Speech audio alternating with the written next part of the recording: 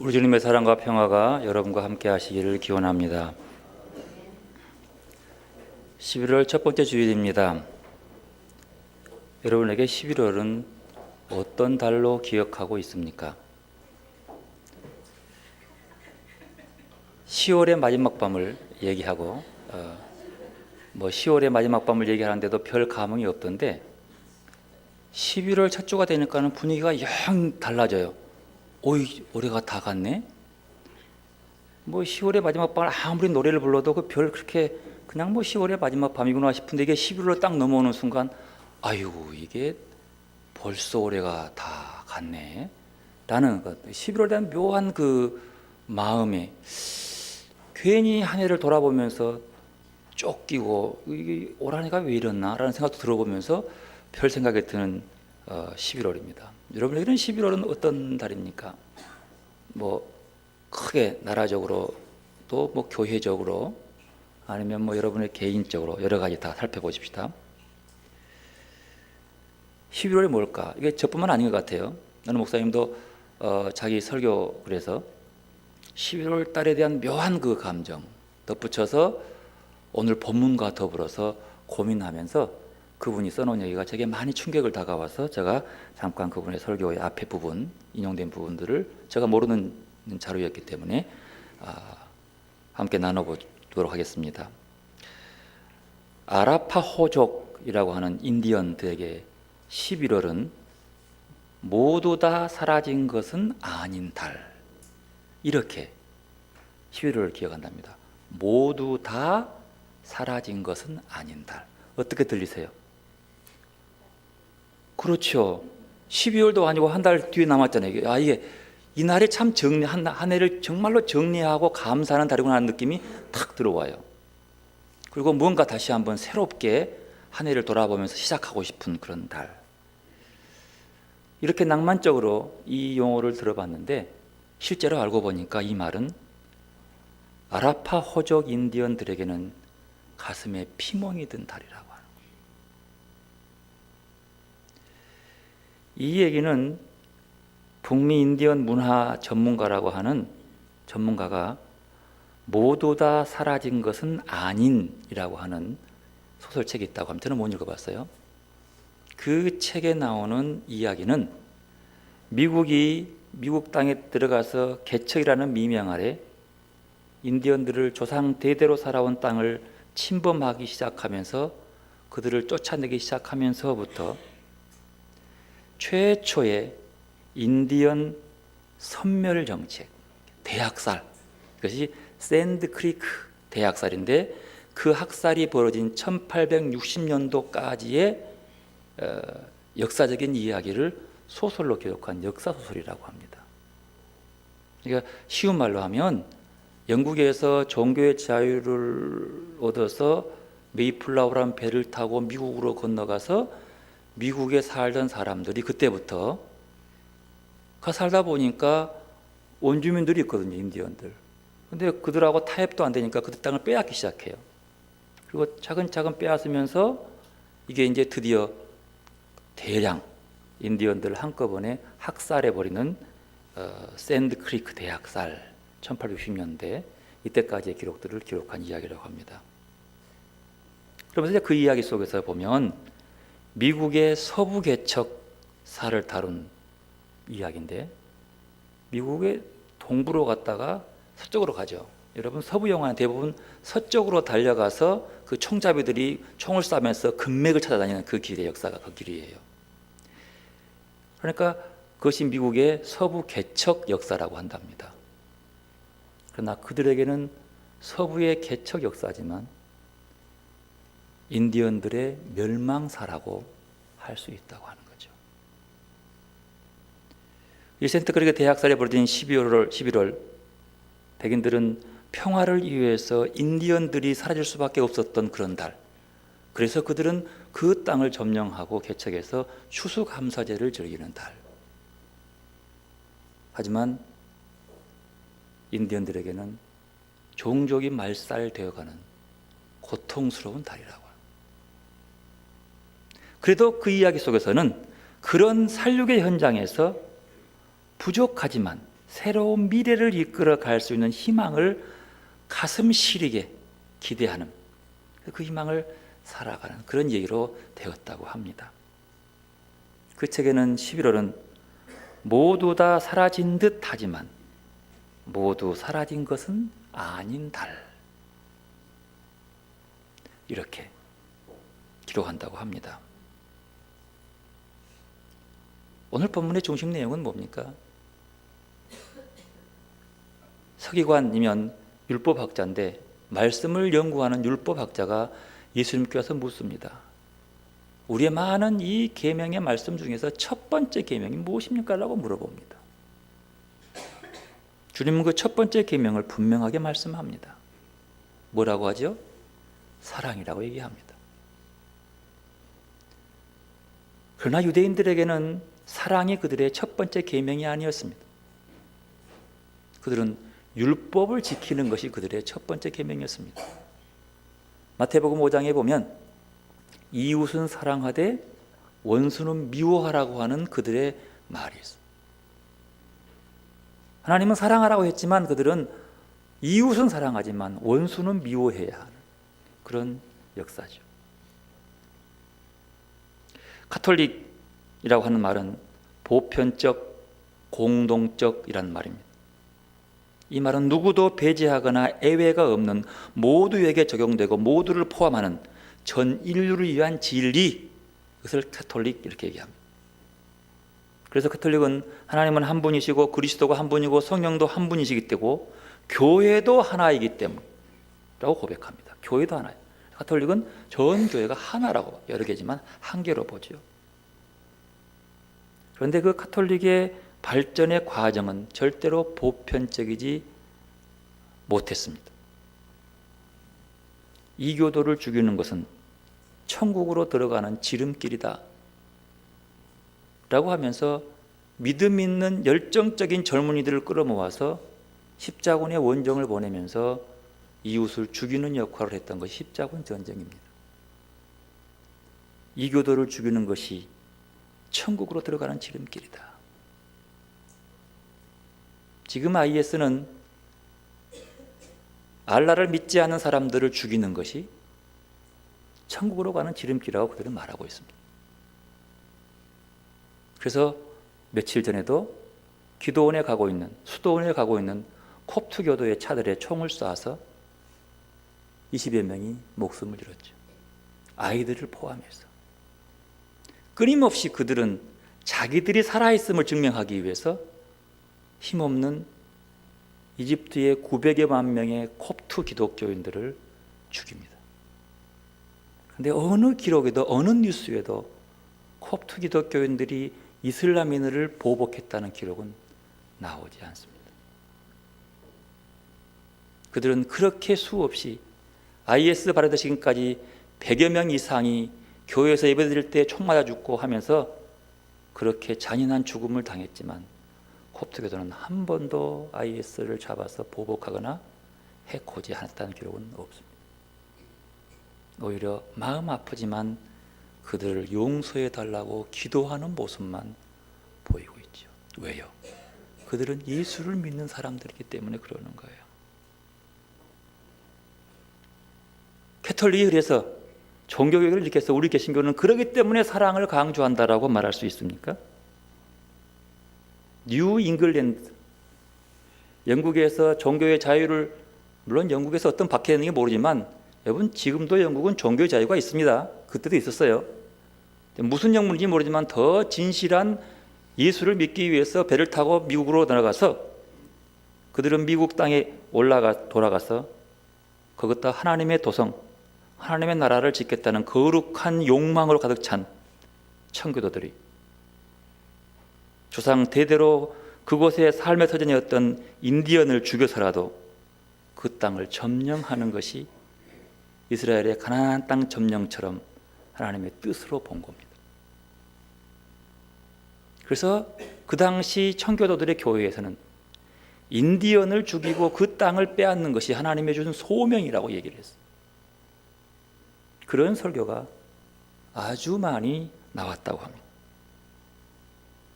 그 명령에 순종해서 수많은 인디언을 죽이는 것이 거룩한 자기의 업적이 되어서 그 당시 죽은 사람들의 비명에는 이 사람은 살아생전 인디언을 몇 명을 죽이면서 숫자를 기록하면서 죽여서 우리에게 이렇게 하나님이 준 선물의 땅을 차지했다고 기록한 묘비명들이 보인다고 합니다. 새로운 땅에 대한 자신의 욕망을 위해서 그곳에서 나고 자란 사람들을 배척, 아니 아예 깨끗이 청소하는 것이 어떻게 그리스도인이라고 할 수 있겠습니까? 어떻게 그들의 믿음이 믿음이라고 하겠어요? 예수를 잘 믿어서 하나님이 축복해서 미국이 1등 국가가 되었다면서 청교도 정신을 얘기하는데 이들의 배척감, 이들의 배타성, 이들의 잔인함, 이것이 하나님의 뜻으로 변형되어서 이 땅을 하나님이 나라로 만들기 위해서 희생한다라고 얘기합니다. 이제 우리는 그것은 과거의 얘기고, 그래서 우리는 그런 신앙을 하지 않고 있다고, 인간을 존중하고 있다고 얘기하고 있습니다. 과연 그렇습니까? 우리가 그렇게 안도해도 되는 겁니까? 어떤 방식으로든 누구에겐가 폭력을 행사하고 누구를 배제하고 누구의 평화를 위협하고 있지는 않는지 한국의 교회를, 내 신앙을 돌아봐야 할 시간입니다. 내 생각과 다르다는 이유로, 내가 믿는 신앙과 조금 다르다는 이유로 누군가를 몰아내고 있지는 않는지, 총을 들어 목숨을 빼앗지는 않지만 그들을 그 공동체 안에서 몰아내고 갈라내고 싸우고 있지는 않는지 돌아볼 일. 왜 돌아봐야 됩니까? 오늘 말씀 보십시오. 선생님, 계명의 첫째 된 것이 무엇입니까? 그들은 가장 중요한 첫 번째의 계명을 얘기하면서 질문하는 겁니다. 여러분, 예수 믿는 목적이 무엇이죠? 왜 열심히 주일 예배를 지키십니까? 혹시 주일을 안 지키면 뭔가 될 일이 안 되고 벌 받을까 두려워서입니까? 아니면 말씀을 잘 지켜 주일 성수에서 자손 대대로 복 받고 살기 위해서입니까? 뭐고 틀린 것은 아닙니다. 하지만 오늘 본문은 그것이 신앙의 첫 번째라고 말하지 않습니다. 말씀대로 살기 위해서입니까? 어떤 말씀요? 하나님의 말씀요? 하나님의 말씀을 하나님의 말씀이라고 진짜라고 말할 수 있습니까? 물어볼게요. 아담과 하와가 에덴에서 뱀의 유혹을 받고 선악과를 따먹었어요. 아담과 하와가 사탄의 말이지만 내게 유익되니까 들어야지 라고 따먹었을까요? 자기를 유혹하고 선악과를 따먹으라고 하는 그 말이 사탄이라고 알고 따먹었을까요? 사탄이라고 알았다면 유혹이라고 말하지 않죠. 몰랐습니다.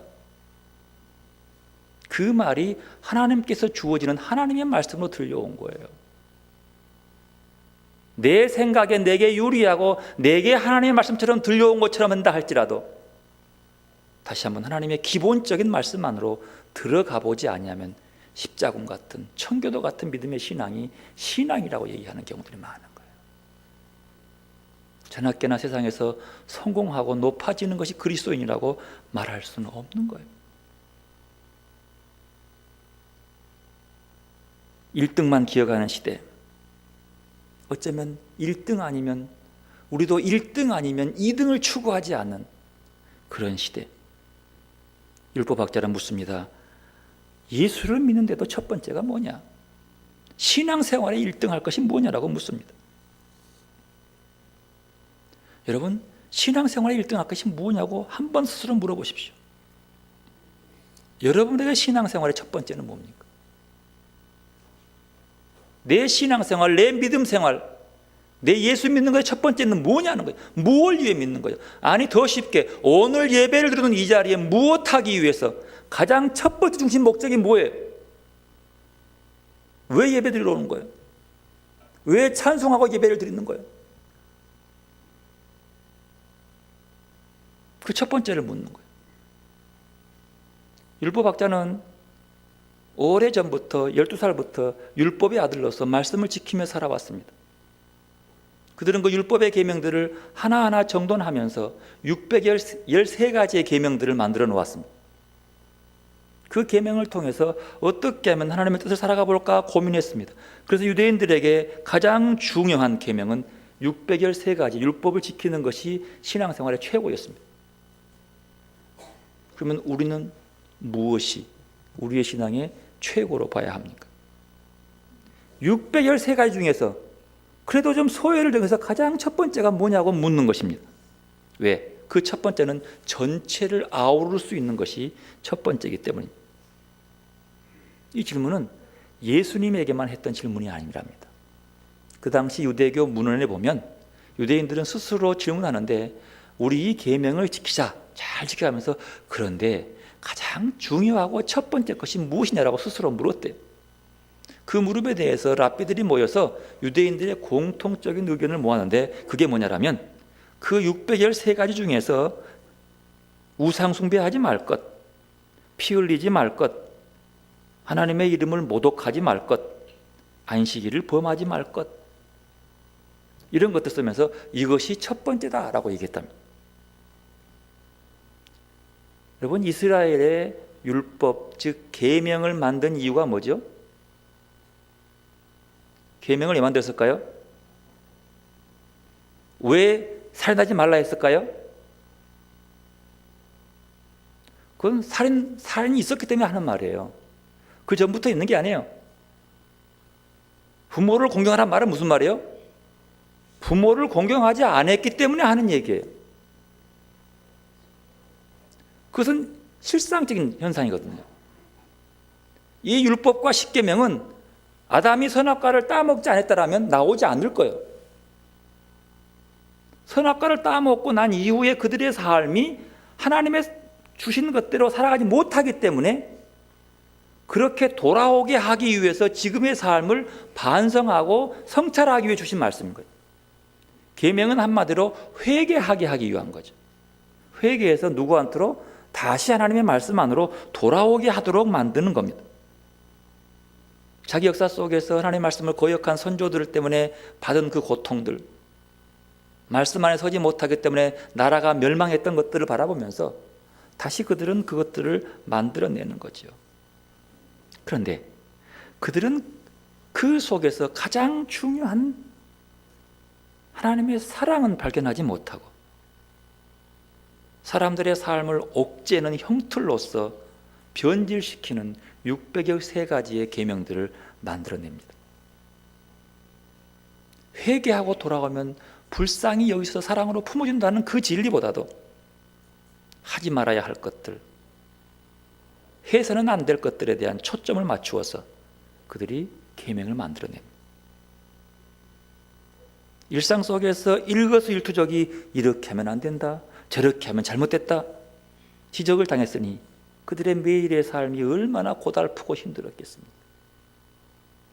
사소한 일상의 지침들이 이렇게 수없이 복잡하니까 그것 고민하다가 하나님께서 말씀하신 진짜 계명의 본질, 본래의 정신을 찾아볼 겨를도 없는 거예요. 하나님의 말씀의 본래의 정신이 뭐예요? 뭐죠? 사랑이에요. 성경의 주인공이 누구라고 그래요? 하나님인데 그 중에서 가장 그분은 예수님이라고 그래요. 그리고 예수님의 이야기 중에 가장 핵심이 뭐예요? 십자가요. 십자가는 우리를 향한 뭐예요? 최고의 사랑인 거예요. 이거 하나 만들어내기 위한 거예요. 요한일서의 말씀처럼 하나님은 사랑이기 때문에, 하나님이 사랑이기 때문에 사랑이 행하는 모든 것들이 뭐예요? 사랑이요. 우리를 벌주고 심판하는 이유는 회개하고 그 사랑 안으로 돌아오라는 뜻이에요. 그 사랑 안에 살고 그 사랑 받고 사랑하며 살라는 말이에요. 그런데 그들은 그 정신을 돌아갈 겨를도 없습니다. 사랑을 원하시는 하나님의 의중을 완전히 잃어버리고 하지 말라는 얘기들만 하고 있는 거예요. 그러면 그들이 몰라서 물었을까요? 율법학자가 몰라서 그랬을까요? 이스라엘 백성들이 몰라 했었을까요? 아니요. 이미 알고 있었습니다. 신명기 6장 4절 5절을 보면은 쇠마라고 하는데, 이스라엘아 들으라, 우리 하나님 여호와는 오직 유일한 여호와시니 너는 마음을 다하고 뜻을 다하고 힘을 다하여 내 하나님 여호와를 사랑하라. 분명히 말해요. 그런데 그 뒤에 보면 이 말을 니만 알지 말고 힘써서 네 자식들에게 가르치고 네 문설주에 따라서 나가고 들어올 때 그 말씀을 늘 기억하고, 그리고 미간에 붙이고 팔에 묶어서 늘 삶 속에서 마음과 뜻과 정성을 다해서 누구를 사랑하라? 하나님을 사랑하라고는 말을 놓치지 말라는. 어쩌면 그들의 삶의 전부를 나오는 그 사랑 속에서, 사랑에 벗어나는 것들은 하지 말고 돌아오게 하는, 하지만 그들은 돌아오게 하는 것만 관심이 있었지 사랑에는 지적하는 것만 관심이 있었잖아요. 쇠마 들으라는 거예요. 여러분, 들어야 됩니다. 뭘 듣는 거예요? 하나님의 말씀을 듣는 거죠. 하나님의 말씀의 결론은 뭐예요? 사랑이에요. 나를 채찍질하고 나무라고 가슴 아프게 하고 하지만 결론은 사랑으로 가게 돼요. 들으라. 듣지 않고 살아갈 수 없는 거예요. 솔로몬이 1000번제를 드렸죠. 하루에 1000번제 드린 겁니다. 하루에 1000마리의 제물을, 번제를 하나님께 바치는 거예요. 이게 무슨 말인지 아세요? 그의 마음 속에 예배를 드릴 때는 누구로 꽉 차 있어야 돼요? 하나님으로요. 하나님을 찬송하고 하나님의 은혜를 기억하고 감사하면서 하나님의 음성을 듣고 하나님과 함께하기, 이것이 예배라고 하는 거죠. 그러면 하루에 1000번을 예배드렸다는 말은 무슨 말이에요? 하루 내내 그의 생각은 하나님으로 꽉 차 있다는 소리예요. 그 음성만 듣고 그 사랑만 받고 감사하고 또 드리고 하면서 딴 생각 전혀 하지 않고 하루 종일 1000번이나 예배를 드렸으니, 1000번이나 하나님만 기억했으니 꽉 찬 것, 그리고 언제나 그 말에 순종하기 위해서 자기를 낮추고 또 돌아보는 시간 1000번. 그러나 하나님께서 말씀하죠. 뭐라 그럽니까? 내가 네게 뭘 해주기를 원하느냐? 그때 솔로몬이 뭘 요구하죠? 지혜를 요구합니까? 지혜를 요구하지 않습니다. 하나님, 내게 듣는 마음을 주십시오. 이렇게 얘기해요. 들을 수 있는 마음을 주십시오. 뭘 들을 수 있는 마음이에요? 하나님의 음성을 제대로 들을 수 있는 마음을 주십시오. 그게 쇠마야. 그 들을 수 있는 마음이 쇠마. 하나님 사랑하라는 얘기예요. 뭘요? 네 온 몸과 목숨과 힘과 정성을 다해서 하루에 1000번이라. 왜 되냐면 왕으로서 내 생각으로나 다른 사람의 말을 듣고 사람을 판단하지 않게 해달라는 뜻이에요. 그럼 뭐예요? 왕이지만 하나님의 음성을 듣고 그것으로 판단하며 살게 해달라고, 그런 왕이 되게 해달라고 하나님께 듣는 마음을 달라고 하는 거예요. 내 생각, 인간적인 윤리로 왕 앞에 버르장머리 없네 이렇게 판단하지 않고 누구의 음성? 하나님. 이걸 듣고 판단해. 그래서 솔로몬의 재판이 거기서 나오는 거예요. 그것 보고 지혜라고 그래요. 지혜는 뭐냐? 내 생각과 지식이 아니라 하나님의 것들로 채워져서 그 듣는 마음으로 들은 것으로 살아가는 것을 얘기하고 있는 거예요. 이게 쇠마예요. 그래서 율법학자도 이미 알고 있어요. 쇠마. 쇠마에는 뭐가 있어요? 하나님의 사랑이 있어요. 솔로몬을 통해서 아이를 잃어버린 엄마의 사랑을 되찾아주게 해줍니다. 그 사랑이 어떤 경우라도 그 모습, 물론 후기에 솔로몬은 자기 생각대로 살다 보니까 하나님의 음성을 듣지 않고 다른 사람의 말을 듣고 살다가 결국 말로가 좋지 않은 왕이 되었습니다만, 우리에게 신앙의 모습은 그런 거죠. 신앙이 왜 변질된다고요? 듣는 마음이 변하기 때문에 그러는 거예요. 처음에 뜨거운 신앙이 죽을 때까지 가는 것이 아닙니다. 하나님의 사랑이 뜨거움이 식어지지 않도록 끊임없이 그 음성을 듣고 그 음성으로 채워 살아가는 모습. 주대 주님께서 말씀하시는 거죠. 너가 정말 나를 따르는 제자냐? 너가 정말로 구원을 얻기를 바라고 하나님의 신앙생활 잘하면서 하나님이 기뻐하는 믿는 자의 모습이 뭔 줄 아느냐? 그 첫 번째가 뭔 줄 아느냐라면서 말씀합니다. 29절부터 30절, 31절까지 함께 있습니다. 예수께서 대답하시되 첫째는 이것이니 이스라엘아 들으라. 주 곧 우리 하나님은 유일한 주시라. 내 마음을 다하고 목숨을 다하고 뜻을 다하고 힘을 다하여 주 너의 하나님을 사랑하시는 것이요. 둘째는 이것이니 내 이웃을 내 자신과 같이 사랑하라 하시는 것이니라. 이보다 더 큰 계명이 없느니라. 첫째 계명이라고 하는 것은요, 613가지를 전체를 아우르는 거예요. 결론은 여기에요. 시작도 이거고 결론도 이거예요.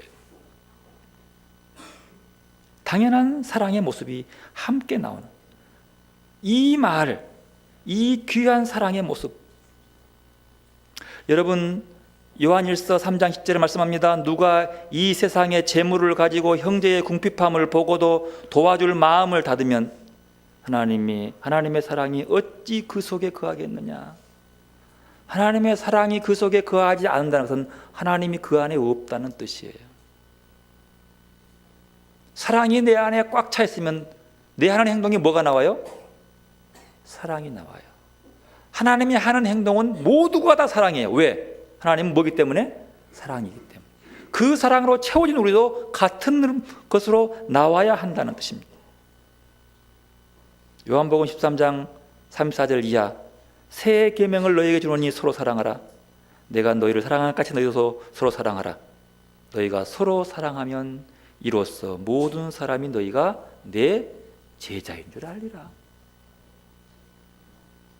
사랑하는 것이 제자인 것이지 계명을 지키는 게 있지 않다고 얘기합니다. 여러분, 사랑은 뭡니까? 집중하는 거예요. 유대인들의 사랑은 내 중심으로 이웃 사랑하는 거예요. 그러나 예수님의 사랑은 자기 중심이 아니라 이웃의 필요에 따라서 사랑해 주는 거예요. 이웃의 필요에 따라서. 엄마가 아기를 바라볼 때에 엄마 입장에서 아기를 바라봅니까? 아기 입장에서 아기를 바라봅니까? 엄마 입장에서 보면 맨날 욕하죠. 네가 내가 네 때문에 못 살아. 아이고 힘들어 죽겠네. 하는 것마다 전부 다 엄마 탓하고 그러거든요. 지 맘대로니까. 그러나 애기 입장이 되면 엄마의 사랑은 얘가 기저귀에 똥을 싸도 사랑스럽고 징징대도 아이고 열나네. 그 입장에서 그를 모든 시선이 누구 입장이야? 아이 입장이야. 무슨 말을 하지 못하냐도 아직도 말 못하냐라고 말하지 않고 아이고 엄마라고 했네라고 아이를 바라보는 입장. 주님이 우리를 바라보는 사랑의 입장은 우리 입장이에요.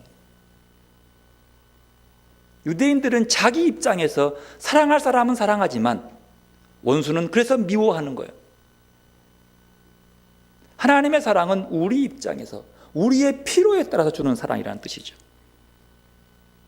그 예가 누가복음 10장에 나오는 선한 사마리아인의 비유입니다. 선한 사마리아 사람이 강도 만난 사람을 봤어요. 그를 도와주는 것이 율법을 지키기 위해서입니까? 혹시 이 사람을 안 도와주면 하나님이 나에게 벌 주지 않을까? 아니면 그의 마음속에서 내가 이 사람 도와주면 하나님이 우리 아이들에게 2배로 갚아주겠지라는 마음에 도와줬습니까?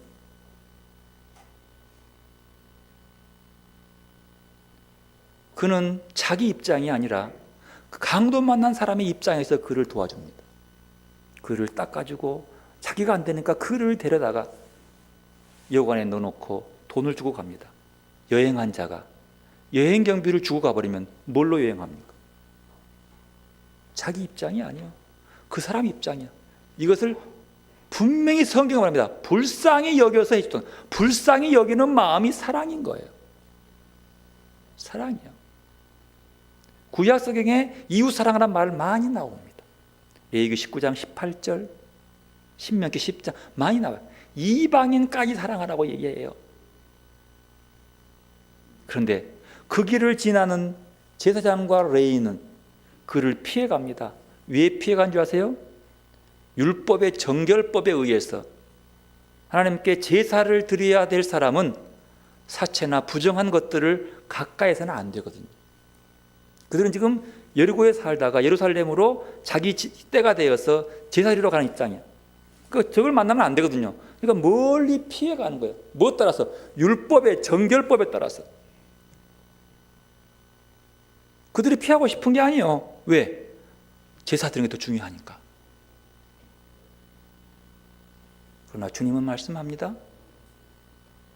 누가 더 이웃 사랑한 자라고요? 사마리아 사람이요. 왜 이웃 사랑이 더 중요한 줄 아십니까? 오늘 이 말씀 속에서 한번 갑시다. 이웃이 더 중요한 이유는 여기 있어요. 33절에 이 율법학자가 예수님의 말씀에 대답하는 거 있습니다. 읽습니다. 33절. 또 마음을 다하고 지혜를 다하고 힘을 다하여 하나님을 사랑하는 것과 또 이웃을 자기 자신과 같이 사랑하는 것이 전체로 드리는 모든 번제물과 기타 제물보다 나으니이다. 이렇게 말해요. 즉 말하면 지금 번제로 드리러 가는 것보다도 율법에 의한 정결 예식의 규칙에 따라서 그걸 지키는 것보다 더 중요한 게 뭐라고요? 사랑하는 거예요. 이웃 사랑하되 누구만큼? 내 자신처럼. 바꿔 생각해 보세요. 내가 강도 만나가지고 피 흘려 있는데 난 어떤 마음이요? 나 좀 살려줘야 될 거 아니에요. 살려줘야 될 것 아니에요. 그런데 아이고 내 율법 따라서 안 되겠다. 야, 너 도와주면 내 하나님께 제사 못 드리거든. 각계 번지도록 가야 돼. 할 수 없다. 미안하다. 한편으로는 맞죠. 분명히 말합니다. 모든 번제보다 전체 제물보다 더 좋은 것이 뭐 하는 거예요? 사랑하는 거예요. 여러분 예배를 드리러 오실 때에 하나님을 사랑하면서 드리시기를 바랍니다. 하나님의 사랑한다는 것은 하나님의 사랑을 받는 것을 느끼는 것을 사랑하는 거예요. 아이가 엄마를 사랑하는 것은 엄마가 보살펴주는 그 입장에 도움받고 웃어주는 거야. 평안히 잠자는 거야. 그 사랑. 그래서 하는 말씀입니다. 예수님의 말씀 앞에서 율법학자는 새롭게 알아듣습니다. 그 새롭게 알아들은 그것을 지혜라고 해요. 더 붙여줘. 마음을 다하고 지혜를 다하고. 지혜는 뭐예요? 하나님께 듣는 것으로 들어보니까 그 결론은 뭐예요? 사랑이더라. 하나님의 음성을 듣고 그 진리로 살아가는 상태에서 비로소 우리가 발견하게 되는 실체가 이웃이라는 거예요. 그래서 먼저는 뭐예요? 하나님의 사랑의 음성을 듣고 사랑으로 채움받고 그 진리는 사랑, 그것으로 살아가면서 발견되는 이웃을 함께 사랑하는 거예요. 주님의 말씀요, 마음과 목숨과 정성과 뜻과 힘을 다해서 사랑하라고 하는 그 사랑, 거기에 덧붙여서 율법학자가 고백합니다. 마음과 생각과 지혜와 힘을 다해서 하나님을 사랑하는 것, 인간의 온 전제를 다해서 하나님과 이웃을 사랑해야 한다는 뜻입니다. 그러면 한국교회는 전 존재를 다 바쳐 하나님과 이웃을 사랑하고 있습니까? 혹시 주님께서 오늘의 교회가 자신만을 사랑하지 않는가를 질문하는 듯합니다. 너희들만 사랑하느냐?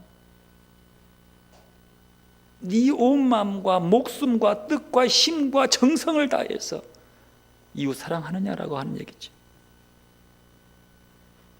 한국교회의 일상이 교계뿐만 아니라 사회에 우려를 끼치는 것도 하나님과 이웃을 사랑해야 하는 첫째 되는 계명을 지키기보다는 교세 확장이나 축복의 획득이라고 하는 종교적 자기 사랑의 모습을 드러내고 있는 이유 때문이 아닌가 싶어요.